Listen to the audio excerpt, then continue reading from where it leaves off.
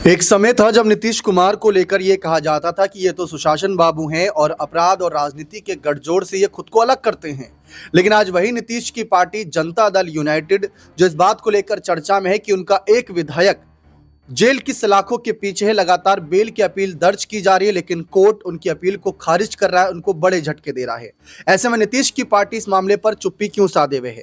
दुलारचंद यादव वाला जो मामला था वो आप सब भूले नहीं होंगे।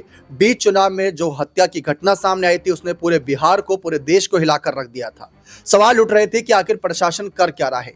गुटबाजी हुई, उसके बाद जो झड़प हुई वो सबने देखा, तस्वीरें वायरल हुई और अनंत सिंह पर मुख्य आरोपी होने का आरोप लगा। जिन गंभीर धाराओं में एफआईआर दर्ज हुई उसके तहत इनको तुरंत ही गिरफ्तार भी किया गया। फिर वहीं जेडीयू की तरफ से यह कहा गया कि अनंत सिंह पूरा सहयोग कर रहे हैं, दोषी नहीं भी है, उनके खिलाफ षड्यंत्र रचा जा रहा है। अनंत सिंह ने भी कहा था कि सूरजभान की यह सब साजिश है।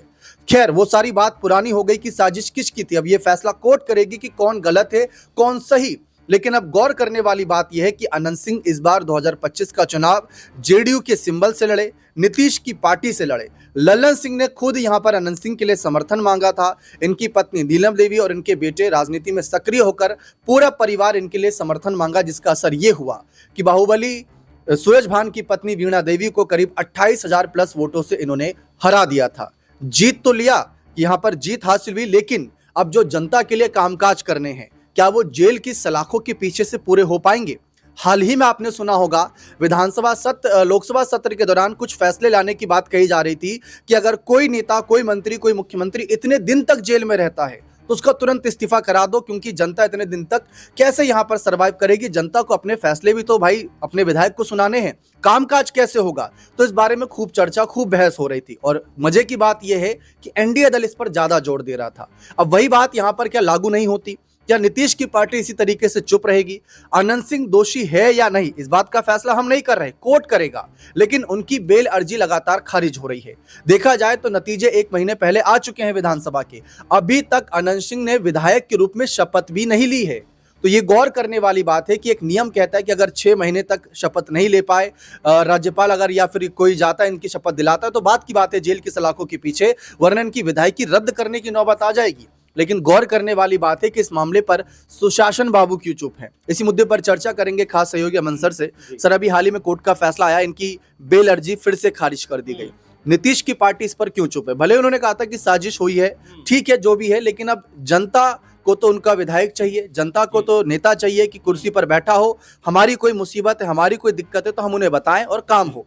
तो उसको कैसे जनता झेलेगी? देखिए, बिल्कुल दीपक, और जनता इसीलिए अपना जनप्रतिनिधि चुनती है ताकि उनके एरिया के, उनके इलाके के, क्षेत्र के जो काम हैं वो पूरी तरह से आगे बढ़ सके, पूरे होते हुए नजर आए। लेकिन यहाँ पर जो विधायक उन्होंने चुना है, अगर वो जेल के अंदर बैठा हुआ है तो बिल्कुल कामकाज नहीं होगा। कुछ ऐसा समझिए जैसे जब अरविंद केजरीवाल जेल के अंदर बंद थे तो बीजेपी के तमाम नेताओं ने ये बात कही थी कि भाई अगर मुख्यमंत्री जेल के अंदर बंद है तो आखिर दिल्ली के कामकाज कैसे होंगे। अब यहाँ पर अगर उसको उलट करके देखा जाए और जिस तरह से मोकामा से चुनाव जीते भले ही हैं और जीत दर्ज करने के बाद, लेकिन जिस तरह से सलाखों के पीछे लगातार वो नजर आ रहे हैं, उनकी लगातार बेल अर्जी खारिज हो रही है। और ये भी देखा जा रहा है कि इस मामले में, जिस मामले में वो जेल के अंदर बंद है, बड़ा संगीन मामला है, क्योंकि दुलारचंद हत्याकांड का पूरा मामला ये है और इसमें मुख्य आरोपी के तौर पर उनको देखा जा रहा है। तो क्या जेल से बाहर वो आ पाएंगे? अगर जेल से बाहर नहीं आ पा रहे हैं तो यहाँ क्या कोई विकल्प नहीं हो सकता? क्या यहाँ पर कोई और चेहरा नहीं हो सकता? तो ये तमाम सारे मसले हैं वो अब जेडीयू के सामने भी हैं। और बिल्कुल आपने सही कहा कि नीतीश कुमार और खुद बीजेपी तमाम सारे ऐसे मुद्दों पे मुखर होकर बोलती हुई नजर आती है। लेकिन जब अनंत सिंह की बात आती है तो कहीं ना कहीं सबकी जुबान पे ताला लगता हुआ नजर आता है, क्योंकि कानूनी प्रक्रिया को देखा जाए तो जिस तरह से सलाखों के पीछे वो नजर आते हैं, ऐसा लगता है कि प्रक्रिया लंबी चलने वाली है, क्योंकि हत्याकांड का पूरा मामला है, लगातार उनकी बेल की जो अर्जी है उसको खारिज किया जा रहा है। तो ऐसे में क्या अनंत सिंह की जगह आने वाले दिनों में कोई और चेहरा यहाँ पर नजर आ सकता है? क्या उनकी जो विधायकी है क्या वो अब रद्द हो सकती है? और क्या पार्टी जो है अब उनको अपने आप से अलग करती हुई नजर आई? क्योंकि कहीं ना कहीं छवि पे भी इसका बुरा असर पड़ता है कि भाई आपराधिक छवि के नेताओं को आप कहीं टिकट देकर अपने जो विधायक की संख्या तो बढ़ाना चाहते हैं, लेकिन जब बारी कामकाज की आती है, जनता चाहती है कि भाई उनके क्षेत्र का जो विधायक चुना गया है और वो कहीं क्षेत्र के अंदर काम करे, लेकिन जब वो जेल के अंदर बैठा होगा तो कैसे काम होगा? तो बिल्कुल अब यहाँ पर सवाल, न सिर्फ सवाल उठ रहे हैं बल्कि ये भी बात निकल कर सामने आ रही है कि क्या सरकार जो है, जो एनडीए की सरकार है, क्या मोकामा के लोगों के साथ में अन्याय नहीं कर रही? क्या इस मसले के ऊपर कोई बड़ा फैसला उनको नहीं करना चाहिए? क्योंकि यहाँ पर बात जेडीयू और बीजेपी की नहीं है, बल्कि जनता की इमोशन की भी बात है कि भाई अगर वो किसी काम को करवाना चाहते हैं तो कितने महीने उनको वेट करना पड़ेगा, कितने महीने उनको इंतजार करना पड़ेगा। और जिस तरह का मामला उनके ऊपर लगा हुआ है, हत्याकांड का पूरा मामला है, तो जाहिर बात है मामला संगीन है और लंबे प्रोसेस पे जाने वाला है। तो ऐसे में बिल्कुल जेडीयू को भी कोई बड़ा बयान जारी करना चाहिए, क्योंकि अनंत सिंह को लेकर कहीं ना कहीं जेडीयू भी सवालों के घेरे में है। जी, जब अनंत सिंह इस सीट से चुनाव लड़े थे और उन पर दुलार चंद यादव हत्याकांड का आरोप लगा था, जेल गए थे, उस समय वह विधायक नहीं थे। उस समय वह प्रचार कर रहे थे, चुनावी माहौल में काफी व्यस्त थे।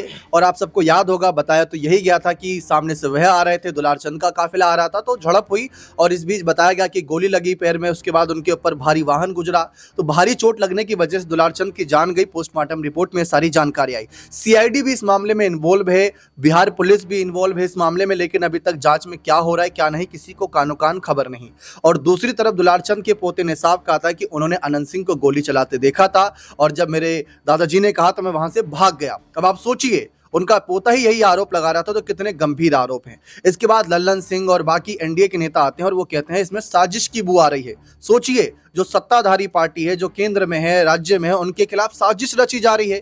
इतनी बड़ी साजिश की उनका एक विधायक जो अपने लिए लड़ाई लड़ रहा है, चुनाव जीतने की लड़ाई लड़ रहा है, उनको ही जेल भिजवा दिया। तो ये कैसी साजिश थी, समझने वाली बात थी। फिलहाल अब सारा मुद्दा यही आता है कि अगर अनंत सिंह को बेल नहीं मिलती या रिहा नहीं होते, क्योंकि कोई ये झड़प का मामला नहीं है, कोई ये ऐसा नहीं कि लूट डकैती का मामला हो, हत्याकांड का मामला है, एक व्यक्ति की जान गई है।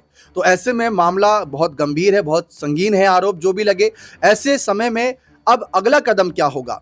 तो चर्चा तो ये हो रही थी कि अगर ऐसी कोई नौबत आती है कि कल को अनंत सिंह को पीछे करने की बारी आए, कि आप अगर जेल में हो तो पहले इस मामले से थोड़ा अपने आप को आराम दीजिए, वहां पर पहले आप केस कचहरी का सामना करिए, जनता के कामकाज ना रुकें। वैसे तो देखा जाए अनंत सिंह के समर्थक इतने हैं कि कामकाज नहीं रुकने देंगे, लेकिन फिर वही बात आती है कि लोकतांत्रिक देश है, जनता ने अनंत सिंह को विधायक चुना है, ना कि उनके समर्थकों को। तो विधायक का होना जरूरी है। अभी तक उन्होंने शपथ भी नहीं ली है, शपथ के लिए भी उन्होंने बेल की अर्जी दी थी, लेकिन उनको वहां पर न्याय नहीं मिला था, वहां पर उनको कह सकते राहत नहीं मिली थी। अब वही बात आई कि अगर कल को नौबत आई तो जेडीयू किसको आगे करेगी? क्या इनकी पत्नी नीलम देवी को आगे करेगी, या इनके दो बेटे हैं उनमें से किसी एक को आगे कर दिया जाएगा?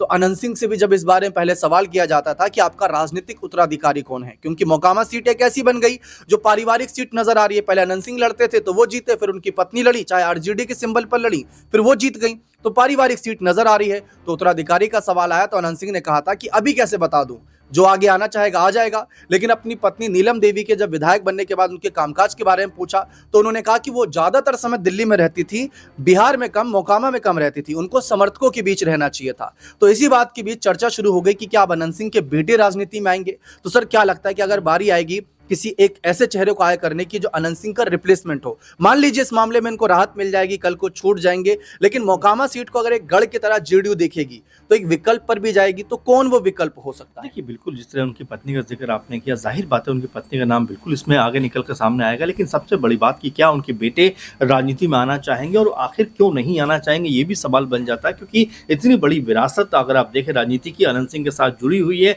लगातार वो या उनकी पत्नी इस सीट के ऊपर उतरते हैं और यूं ही चुनाव जीत जाते हैं। अभी भी आपने देखा कि जिस मामले में जेल के अंदर बंद थे, उसके बाद उस सीट के ऊपर वोटिंग होती है और कई हजार यानी कि लगभग 25-30 हजार वोटर चुनाव वो जीतते हैं। तो ये बताता है कि किस तरह का रसूख, किस तरह का दबदबा उनका मोकामा के अंदर दिखाई पड़ता। वैसे में जो बात आप करें कि अगर रिहा होने में या उनके ऊपर सजा होने में अगर कोर्ट का फैसला आता है तो आखिर इस सीट के ऊपर फिर कौन जाएगा? क्या उनकी पत्नी जाएंगी या उनके बेटे जाएंगे? तो देखिए, अभी इसमें मुझे ऐसा लगता है कि अब यहाँ से हो सकता है अनंत सिंह अपने बेटों को भी आगे करते हुए दिखाई पड़े, कि क्योंकि राजनीति में अपने बेटों को भी वो लेकर आना चाहते हैं। कभी भी उन्होंने इनकार नहीं किया, उन्होंने तो ये कहा है कि आने का मन होगा तो आ जाएंगे।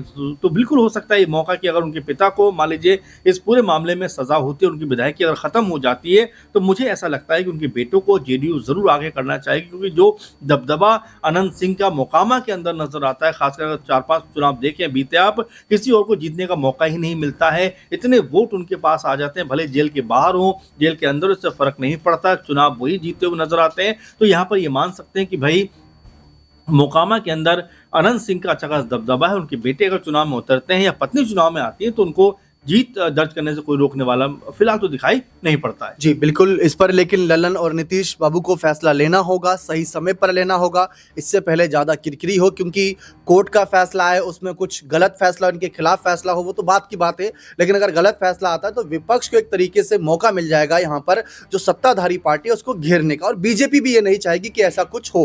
तो इसी बात को लेकर यहाँ पर पहले से ही चीज़ें सुनिश्चित करनी होंगी कि किस पर क्या फैसला लेना है। अब अनंत सिंह पर फैसला लेना, हाल ही में उनके बंगले को लेकर फैसला लिया गया था, पहले बहुत बड़ा बंगला उनके नाम पर था लेकिन अब छोटा बंगला कर दिया गया, और ये बताया जा रहा है कि वहां पर तो एक गाड़ी खड़ी करने की जगह, पहले तो जहां पर जो बंगला उनके नाम पर था वहां पर तो घोड़े खड़े होते थे, कई गाड़ियां खड़ी होती थीं, और जो भोज कार्यक्रम भी हुआ था इनकी जीत के बाद उसी बंगले के कह सकते हैं मैदान में हो गया था, तो इतनी बड़ी जगह थी, तो यही नीतीश सरकार का फैसला था। तो कहीं थोड़ा बहुत अब कह सकते हैं कि नीतीश अनंत सिंह को पीछे तो नहीं कर रहे, ये तो नहीं दिखा रहे कि हाँ बाहुबली है, ठीक है, लेकिन एक विधायक भी हैं, विधायक के रूप में रहे तो ज़्यादा बेहतर है। अगर यही संदेश है तो जरूर इनके इस कोर्ट कचहरी वाले मामले पर भी जरूर अगला आदेश आ सकता है। बने रहे चैनल के साथ, बहुत बहुत शुक्रिया।